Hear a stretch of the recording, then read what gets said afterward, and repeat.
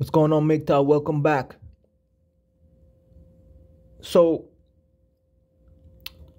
I've been looking around the manosphere lately, and I got some answers for some videos that people have put out. Because sometimes we put out things without giving it much thought, and I'm guilty of this. But sometimes there comes a video to the MGTOW community that's just not MGTOW. And so some of these issues must be addressed, because if you're trying to get money out of women, if you go into a relationship to get money out of women, what does that make you, right? Why do we have to become what we're trying to eliminate out of women? And so I believe that a man must earn his keep. I've said it before, and I say it now. A man must earn his keep. It's a good thing to do. It's the healthy thing to do. It's the right thing to do. Now, if you're smart enough to set up a structure, a business structure, where other people willingly, they're willing to work with you to create value, good, lasting value, and bring it to society, right? Then you're a business owner, right? A legitimate business owner. And, that'll work out for you, and it'll work out for other people as well. But if you have to keep, if you're doing something and you have to be worried about whether you feel remorse or sorrow, then chances are you're not you're not doing something that you should be doing. And, these are your emotions serving as an indicator that what you're doing is wrong. And so you have to ask,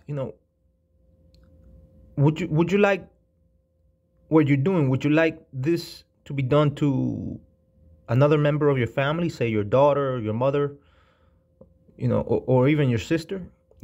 What if another man did this to a family member of yours? Is this correct, right? And so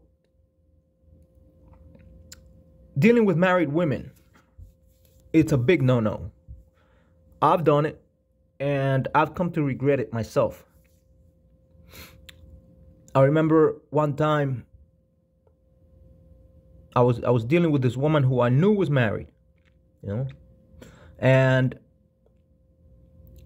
the deal we had was never right. It was never right because we could never be seen in public, everywhere without her being worried about being seen, and I was worried to a certain extent because I didn't know, what would happen if we went to the wrong places.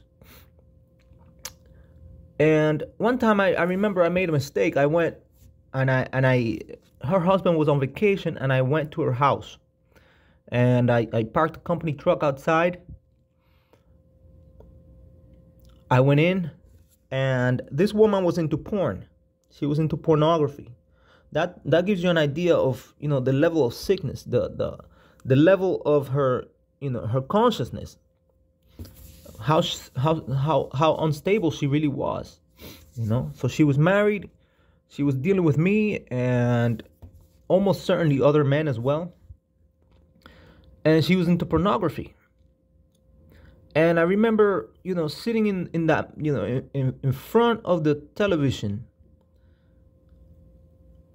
inside the house of that other man's couch, inside the house on that other man's couch, right? I was on the couch, half naked, looking at a television screen, not wanting to see what was there, waiting for her to get ready, for us to get intimate. And thinking to myself, this is so damn wrong. This is wrong. And it feels good at the moment, but it's wrong. And I remember that the place that these people, she lived in a building, her husband was elsewhere, in a business trip, and in this one building, that she lived in had a long hallway, and so it was basically one way out. Unless I wanted to escape through the fire exit, it was basically a one way out and one elevator to go up to where they live and to come down to the first floor. So chances are that if that man showed up by surprise, there would have been conflict. Luckily, none of that took place, but I do remember that when we were about to get intimate, she called me into the room, and okay, I walked in, and when I walked into the room,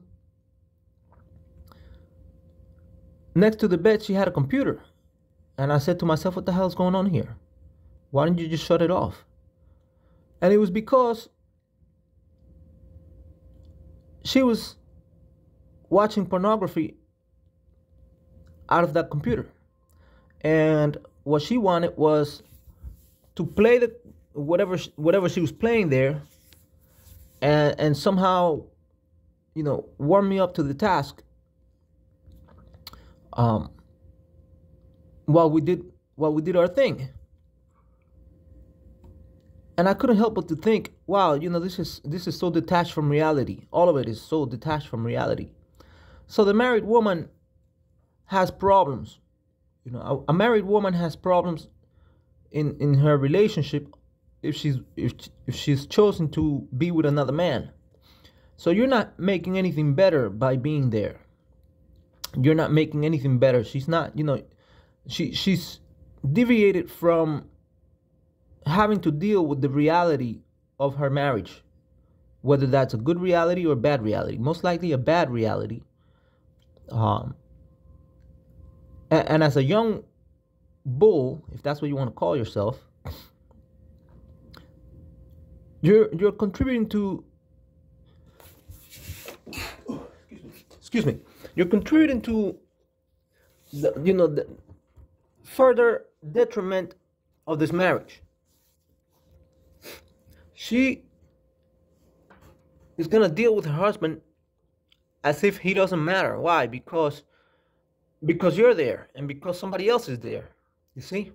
So, sexually speaking, there might be some rewards involved, but having to deal with everything that comes with a married woman, all the baggage, right? Inevitably, some of that will find itself towards you. And so this is, as karma would have it, I walked out that day, and the company truck that I was driving had a ticket on the windshield. It was a smaller truck, and it had a ticket on the windshield. I had, in my haste to go up and to see her, I hadn't even paid attention to the street cleaning sign. So there was a ticket at the door. I'm sorry, on the windshield of the truck. And of course, this is not pleasant, but it was further indication that I was not doing something that I should have been doing. And so I said, well, fuck it, I'll pay the ticket, But there was more. Because of the location, right, and who the truck was registered to, I now had to face my employer. I had to let them know why I was there. I was out of route. I took a company truck to go and see this woman, milking the clock. Luckily I had I paid the ticket off, and as far as I know, nobody was able, nobody saw on a computer, what had taken place, because the ticket was paid off. But at that time, I remember, I needed the job, and I put my job at risk, and I put my life at risk going to see this woman. And thinking back on everything, it was never right. I never felt completely right with this woman. So, the other thing is, if a woman is experiencing, I don't know, stress from work, then it's best for her to deal with that situation and not use sex as an escape mechanism. Because what would happen is the sex becomes just a quick fix, you see? And all that other stuff that needed to be reevaluated, it needed to be revisited, right? Never got fixed. And so we're playing with things that perhaps we shouldn't be playing with. And at a moment in time when we ask ourselves, or when we know that we don't have much to offer to another human being in a relationship, then the problem is us. See? The problem is us. And we have to look inwards too. Again, I'm not perfect. I've made many of these mistakes myself. And that's why I bring them to light. So I'm not interested in being somebody's pizza. I'm not interested in being somebody's drug. I'm not interested in being ordered like pizza. And I'm also not interested in dominating anybody. Because transactional relationships are always wrong. They're incorrect. It's the wrong way to go. They're not a good deal at any stage in life. And so I never, I was lucky in the sense that I never had to bring a woman to submission. Like I said before, I'm not a big guy, I'm not a tall, super strong guy, So the women that wanted to be with me, that was it. They wanted to be with me. I didn't have to bring them to submission. They wanted to hang around, They wanted to be around. They wanted to be around because of me. And that's a game changer, in a relationship. When somebody else wants to be around you just because of you, isn't that what every man wants, right? Something healthy, a healthy interaction with another, with a woman. I'm willing to bet that a lot of guys do. That's what they want, because sex can be an empty thing, Like I said, two people can be having sex and none of them are there, right? Her mind can be in your money and your mind can be thinking of the woman you could have had or something else. So it's just, these transactional things are incorrect. And there's more to stimulating a woman than sex. Women are stimulated more by conversation than by sex. If you ask any real successful pimp, and I've met plenty when I was a cab driver back in the day. If you ask any of these guys, the really, really good ones, they don't sell themselves. They don't sell their bodies. The pimp doesn't have to pipe a woman down. In fact, a lot of these guys are asexual, meaning they don't really sexually interact with the women that they date, that they have in their stable. What they sell to the women is, in some cases, a fantasy, and in other cases, they sell guidance. They sell reality, because a lot of these girls don't have a sense of reality. They sell them common sense. They sell financial stewardship.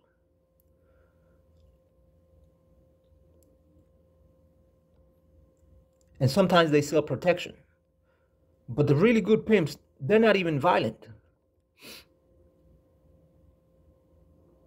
It is said that of the men that run the streets, the pimp is the least likely to become violent because he uses his mind and his words to analyze and to control a situation. It's called street smarts. You see? But I'm not even advocating this situation. I'm not even advocating that you go out there and you persuade others to sell their sexuality so you can profit from it. But to say, to be clear on one thing, the really good pimps, they don't sell themselves. They don't prostitute themselves. They're much more than that. They have a life to sell to others. And in many cases, the women that are lucky enough to find a good pimp, these nymphomaniac women that are lucky enough to find themselves a good pimp, end up doing very well financially because the guy looks after them. So that's what pimping really is, Everybody else is just a cheap whore, a cheap male whore. And so if you're being ordered like pizza, you always have to be worried about when a bigger bull will replace you. Anyways, that's enough for now. I'll catch you in the next video. Thank you for watching.